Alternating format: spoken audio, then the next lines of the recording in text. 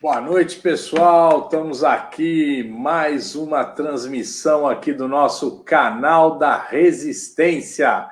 E nós estamos falando aqui de São Paulo. Queríamos conversar com vocês hoje nesse nosso canal, trocar algumas ideias aí sobre a conjuntura nacional, os últimos acontecimentos da semana. E eu não podia deixar de falar aqui, evidentemente, da liberdade do Queiroz, né? O Queiroz, ele conseguiu, né, depois de ficar muito tempo aí escondido, ele conseguiu, foi preso, né, e conseguiu estar livre agora, está com livre não, prisão domiciliar, né? Prisão domiciliar, que é uma situação que também não é uma situação muito boa, né? Mas está com prisão domiciliar. Enquanto ele teve essa prisão domiciliar, assim, uma situação totalmente anômala, né? Anômala, decidida aí pelo ministro presidente do Supremo Tribunal de Justiça, o ex-deputado Nelson Melwer veio a falecer lá no Paraná. Nelson Melwer foi condenado aí no escândalo, do escândalo da Lava Jato, o chamado quadrilhão do PP, foi preso em outubro de 2019. Ele tinha mais de 70 anos e o advogado pediu a sua liberdade provisória para que ele pudesse evitar uma contaminação. Mas o ministro do STF, o Fachin, decidiu que não daria essa liberdade provisória ou essa liberdade domiciliar para o Nelson Melwer. E ele acabou contaminado pelo vírus e veio a falecer no dia de ontem, né?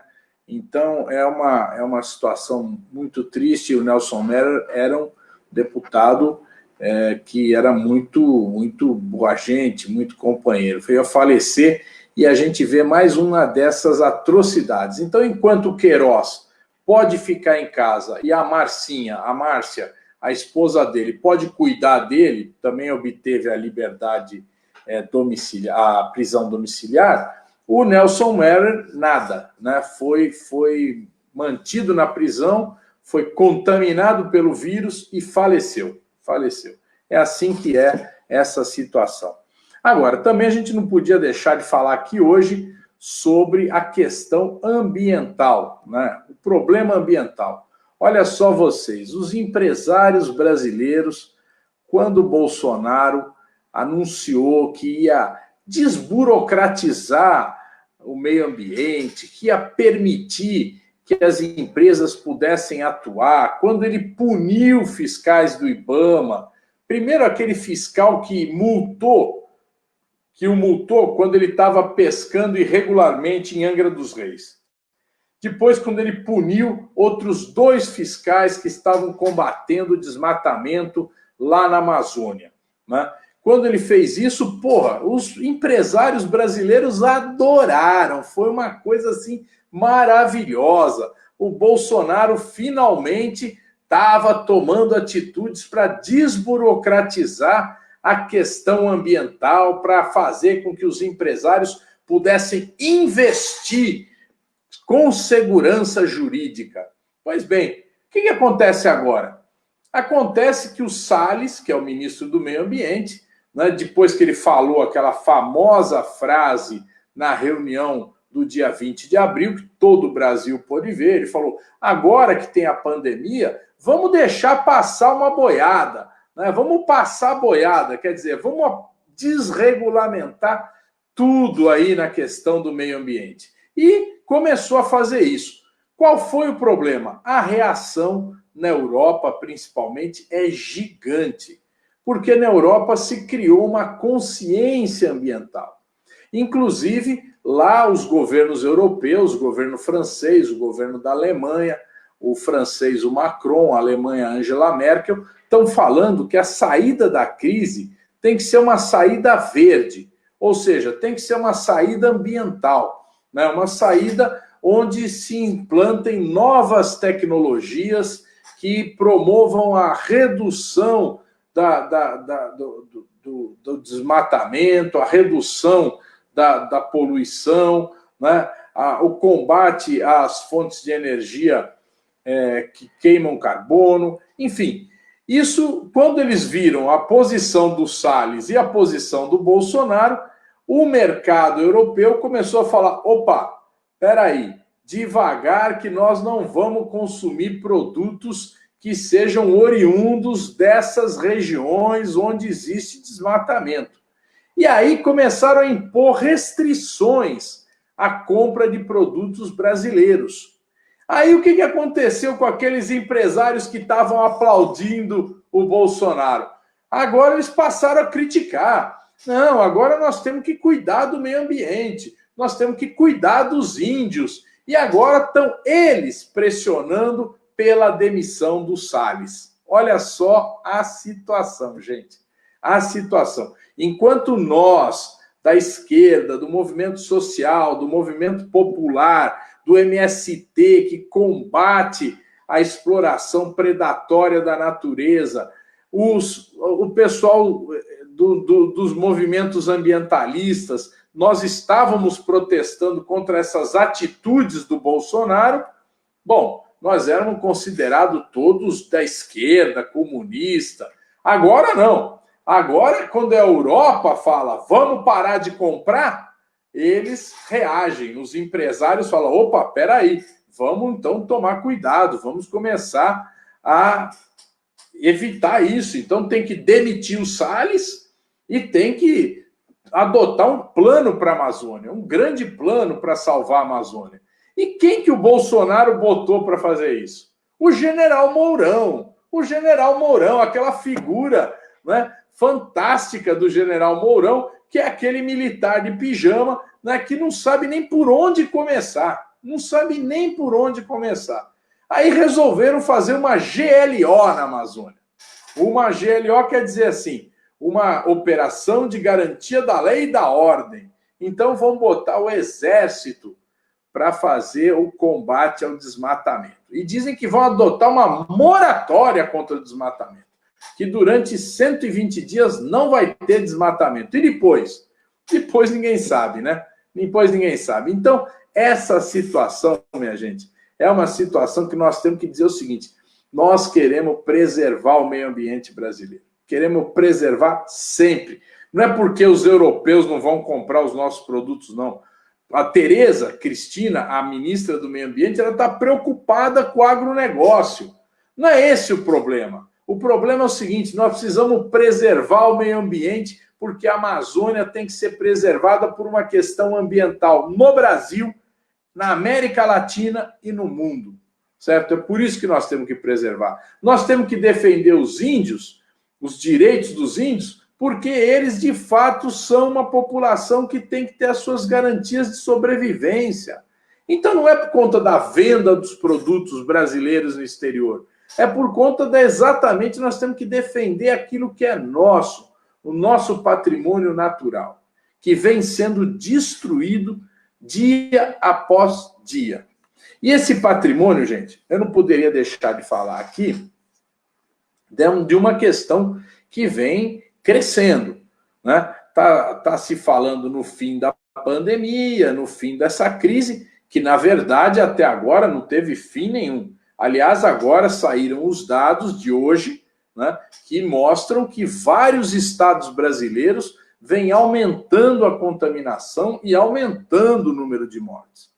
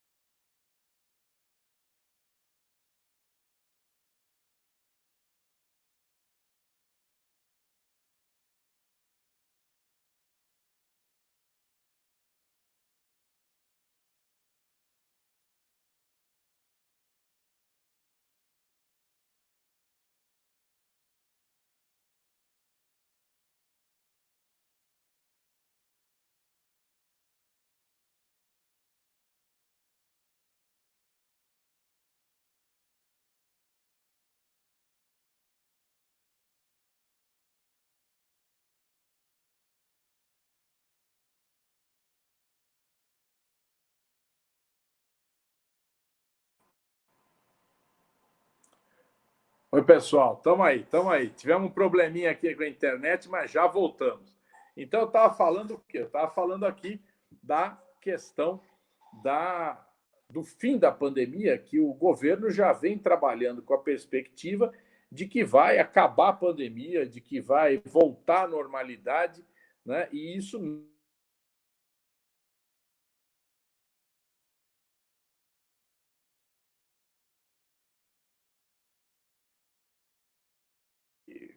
vamos lá, vamos lá. Mais de 1.000 mortes por dia. E isso, evidentemente, faz com que a gente não.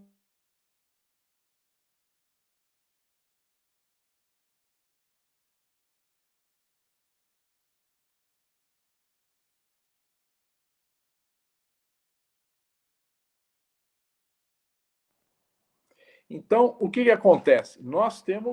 O governo já vem falando em retomar as reformas. E quais reformas que ele quer retomar? Principalmente agora privatizações, né? Privatizações.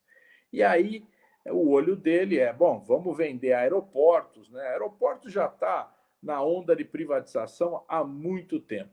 Agora ele vem com nova onda, que é a onda das privatizações, né, de outros setores, né? Vem falando agora de privatizar a Eletrobras, que já estava lá no plano do Michel Temer, e o Correio.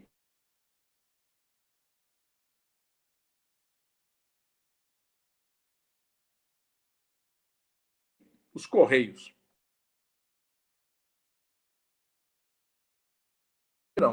Não vai ser fácil conseguir essa autorização do Legislativo. Então, eles retomam o assunto, querem voltar a falar de privatização e, ao mesmo tempo, tem reação do Legislativo. Tem reação do Legislativo, que é a reação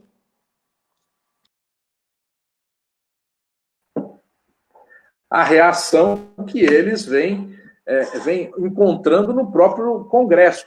Essa semana, o Davi Alcolumbre e o Rodrigo Maia encaminharam uma informação ao Supremo Tribunal Federal dizendo que o governo quer vender 8 refinarias da Petrobras, né? E essas 8 refinarias da Petrobras, ele quer desmembrar da Petrobras, né? Quer fazer empresas, como se fosse 8 empresas à parte. Para daí, essas 8 empresas à parte, ele vender cada uma como um negócio. Por quê? O Supremo Tribunal Federal, o ano passado, decidiu que as subsidiárias das empresas do Grupo Petrobras podem ser vendidas sem autorização legislativa.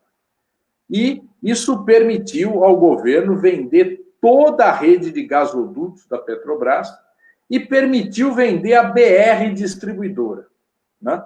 Então, eles conseguiram venderam no ano passado essas 2 grandes empresas subsidiárias da Petrobras.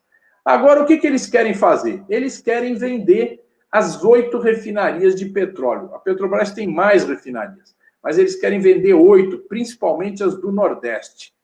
E aí, eles precisam, para isso, ou ter autorização legislativa, ou vender, ou separar essas empresas da Petrobras, transformando-as em subsidiária, o que seria um verdadeiro absurdo. Um verdadeiro absurdo.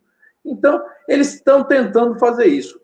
O Supremo Tribunal Federal foi notificado dessa malandragem, né, que o Paulo Guedes quer fazer, ele e o presidente da Petrobras, que é o tal de Castelo Branco. Esse Castelo Branco é um verdadeiro fracasso na administração da Petrobras. O que ele vem promovendo? Venda de patrimônio da empresa, certo? Redução de investimentos. A Petrobras reduziu violentamente o investimento. Para vocês terem uma ideia, a Petrobras investia no governo Lula, final do governo Lula e governo Dilma, mais de 100 bilhões de reais por ano. Por ano, mais de 100 bilhões. E agora está investindo menos de 50 bilhões de reais por ano. É um absurdo. E a Petrobras parou de investir, Com isso, a indústria naval parou. Quando ela compra plataforma, quando ela compra um navio, ela vai comprar fora, ela não compra da indústria naval brasileira. Então, a Petrobras está fazendo com que a economia brasileira ande para trás, está investindo cada vez menos, cada vez menos.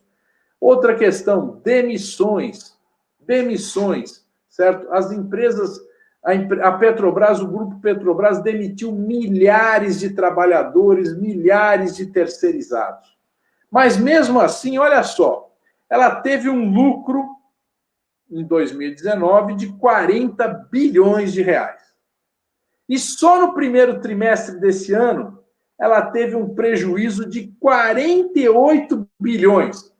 Então, quer dizer, foi mais do que o lucro do ano passado.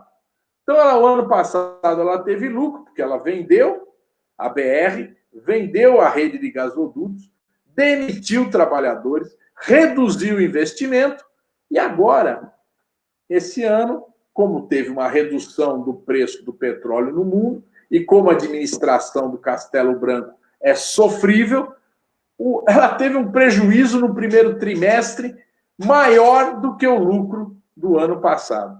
Então, realmente, nós estamos vivendo uma situação fantasticamente negativa na Petrobras. Afora dizer que ela está com 62 plataformas de petróleo paradas, ou seja, não estão produzindo. A Petrobras reduziu a produção de petróleo.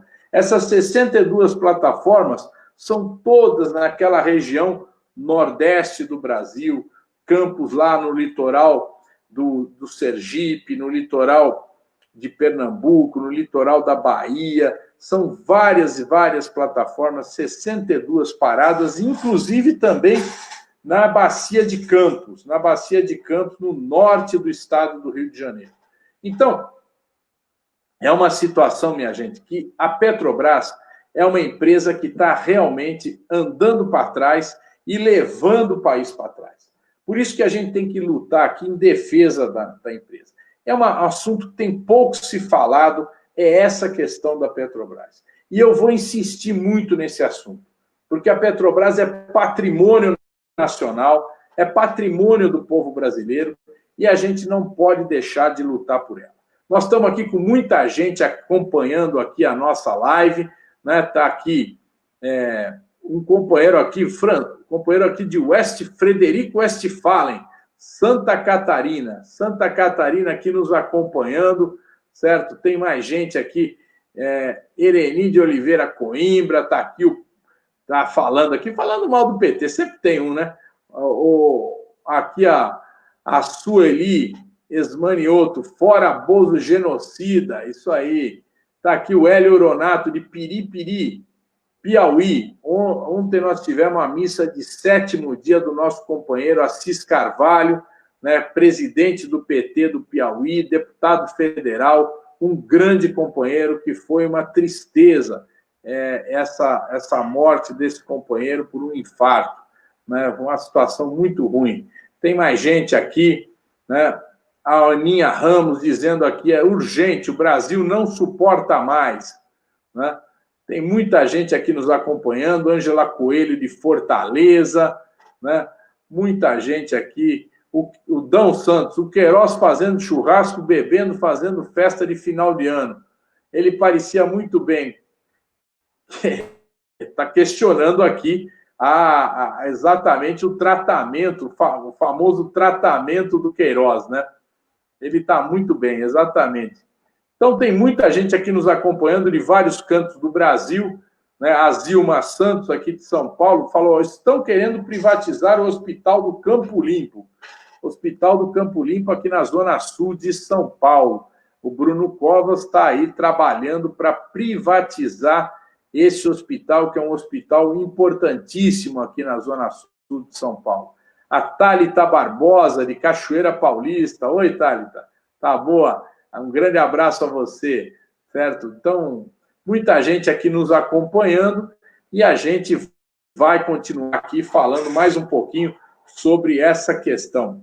Eu queria aqui voltar ao assunto da Petrobras, né? A Petrobras é uma empresa que tem uma capacidade de alavancagem da economia brasileira que nenhuma outra tem. Por quê? Porque ela é uma grande compradora. Ela, para produzir petróleo, para distribuir petróleo, ela precisa comprar equipamentos. E o que o Lula fez? O Lula falou, vamos comprar equipamentos no Brasil, vamos comprar equipamentos nacionais. E, com isso, ele conseguiu reavivar a indústria naval brasileira. Nós chegamos a ter 70 mil trabalhadores na indústria naval. Hoje não temos mais do que 10 mil. Por quê? Porque desde que o Michel Temer entrou, suspenderam as compras das empresas brasileiras e passaram a comprar do exterior. Então, isso é um verdadeiro absurdo, certo? Então, nós temos que combater esse tipo de visão. A segunda coisa é que, além da Petrobras ser uma grande compradora, ela também refina o petróleo e tinha uma participação importante na indústria petroquímica. Ou seja, o petróleo, muita gente entende que o petróleo é só para produzir combustíveis, mas não é só combustível.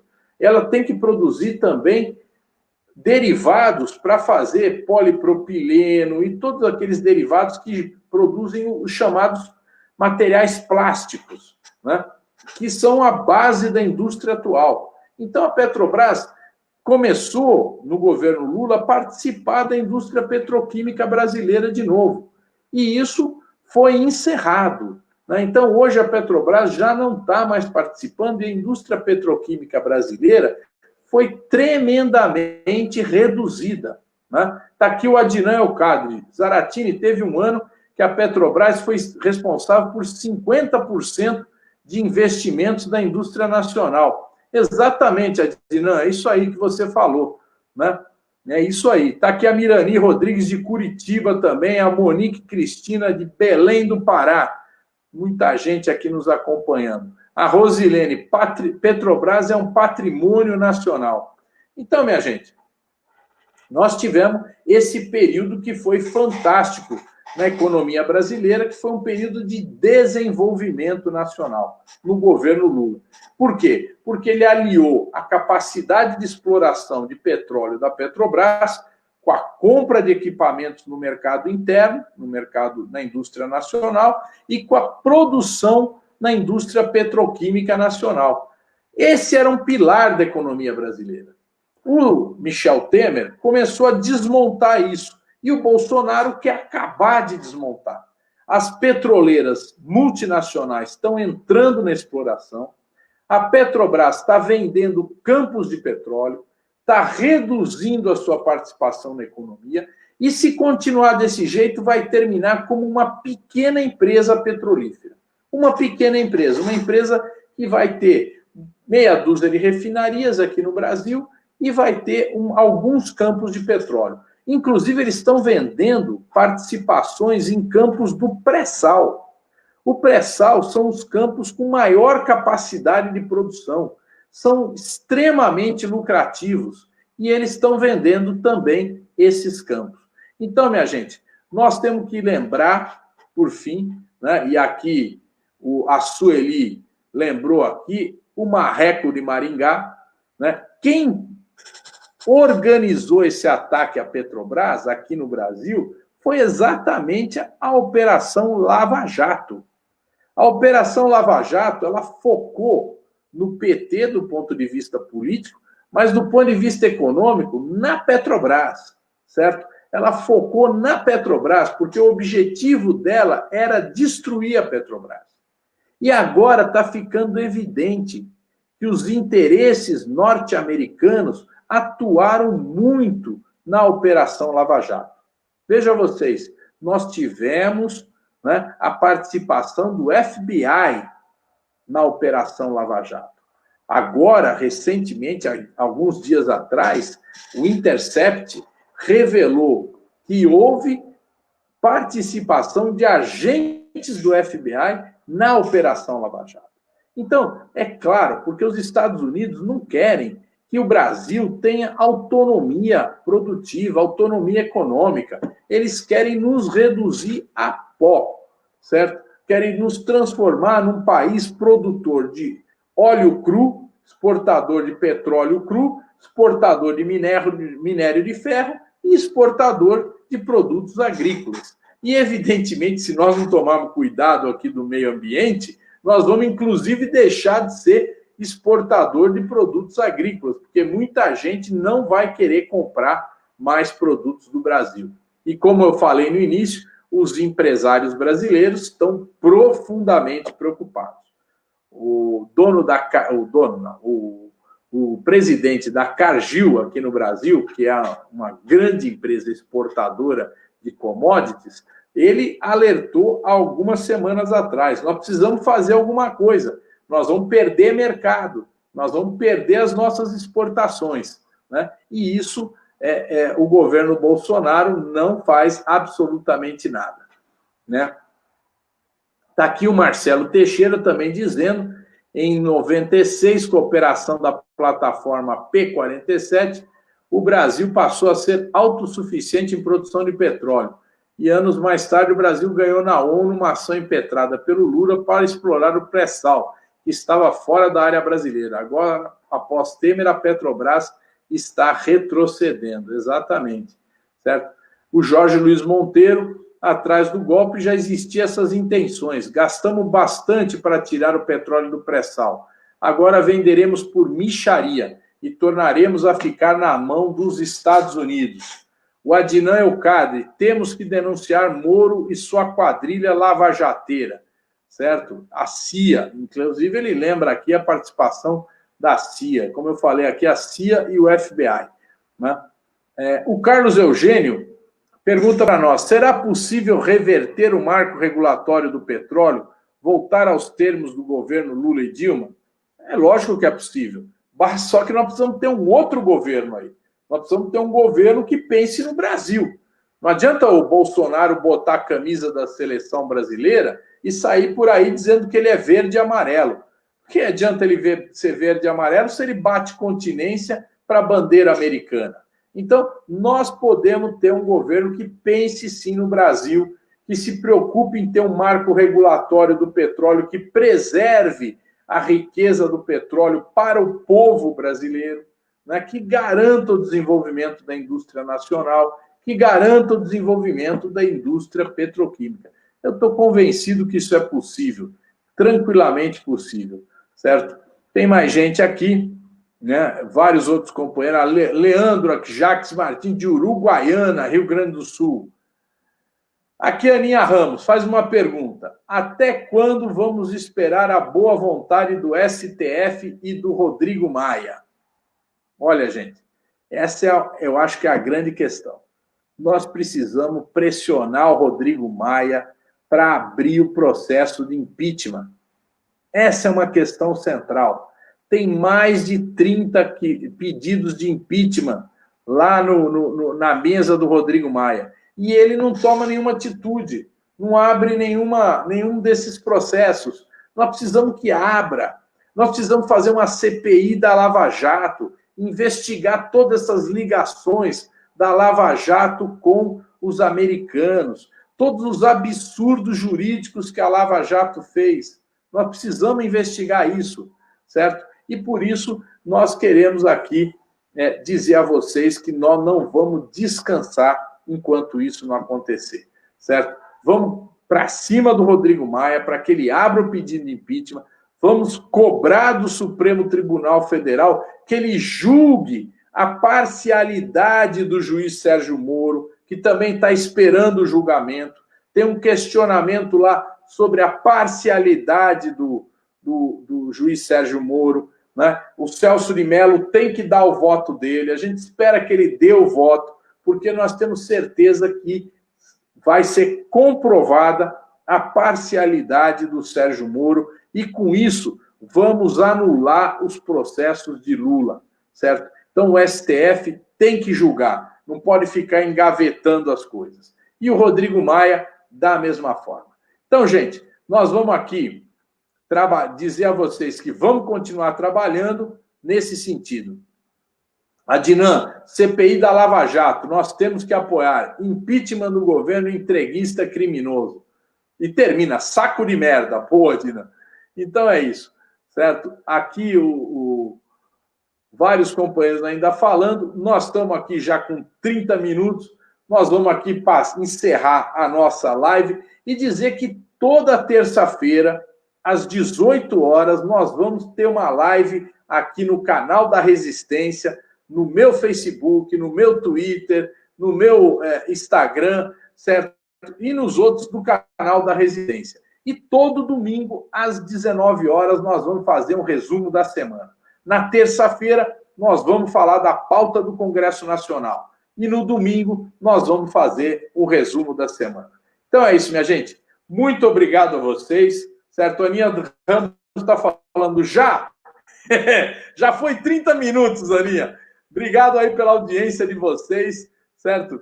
Obrigado pelo trabalho, pelo acompanhamento de vocês. Vamos continuar aqui fazendo cada vez mais para a gente ter informações sobre o que está acontecendo no Brasil. Ok? Muito obrigado, gente. Boa noite a vocês. Boa semana. Cuidem-se, evitem qualquer contágio, porque essa doença é terrível, não acabou. Aqui em São Paulo, praticamente, o povo já está trabalhando, mas isso é muito ruim. O Dória e o Bruno Covas não tiveram a coragem de enfrentar o coronavírus como era necessário, fazendo um lockdown. E agora nós ficamos aqui, por exemplo, caiu o número de infecções aqui em São Paulo, mas pode voltar na medida em que as pessoas voltem a circular, voltem a ter contato umas com as outras, né? Então, nós não podemos relaxar, temos que usar máscara, temos que usar álcool gel, temos que se cuidar, certo? E, se possível, ficar em casa o máximo de tempo. Tá bom? Minha gente, boa noite, boa semana a todos vocês. Muito obrigado pela audiência.